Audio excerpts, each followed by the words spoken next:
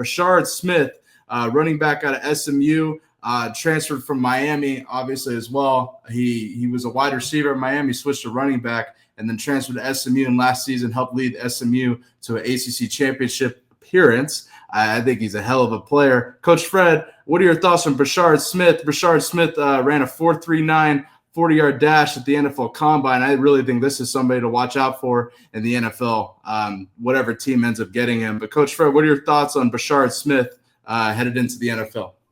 I think this was a great move for him leaving Miami. It gave him a chance to put it on tape.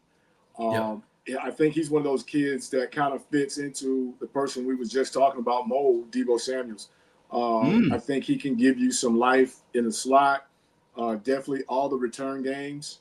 And then he can go back there and be, suitable for you in the backfield, not just a third down guy.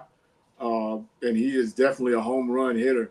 So, I think teams that tend to need that speed or want that speed, I think he's one of those guys that can definitely go into a program, a franchise, and make that happen. So I think he's a great prospect, and he just he went out there and put it on tape, man.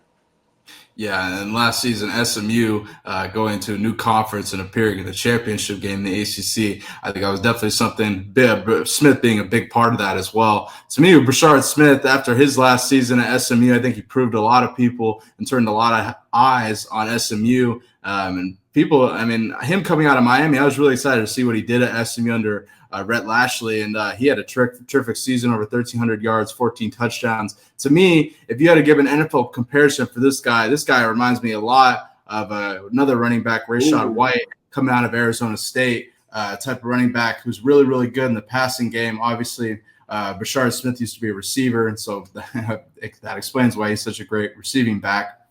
But if I had to give an NFL comparison, I see this comparison all day.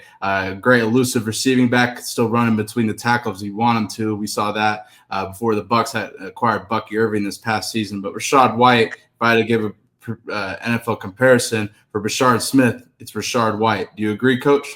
Oh, man, that's a home run right there, man. You hit it on the head with that one. I was saying the Deebo deal, but, man, I forgot all about that kid, because he had ended up splitting time this year. With like I said, with Buggy, but yeah, that's a great comparison. I like that.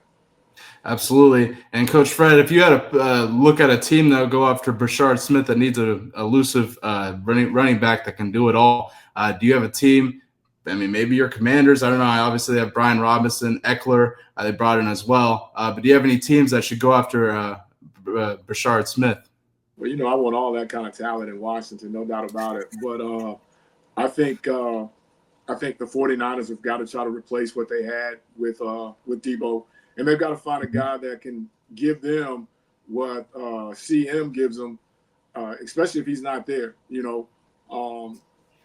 don't know if they want to get bigger, but I think he would be a perfect fit to play beside Chris McCaffrey in that Deebo Samuels role. So I think that would be a good fit for him as well.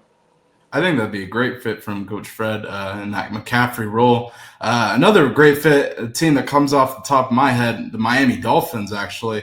Miami Dolphins recently got rid of Raheem Mostert. They still have A-Chain down there, who is their primary running back. But I think you could bring Brashard Smith in, similar to what the Bucs have in their two running back system with Bucky Irving and Brashard White. I think Brashard Smith going down to Miami with the Dolphins under Mike McDaniel, I could really see that, and I think that's a team that could go after him.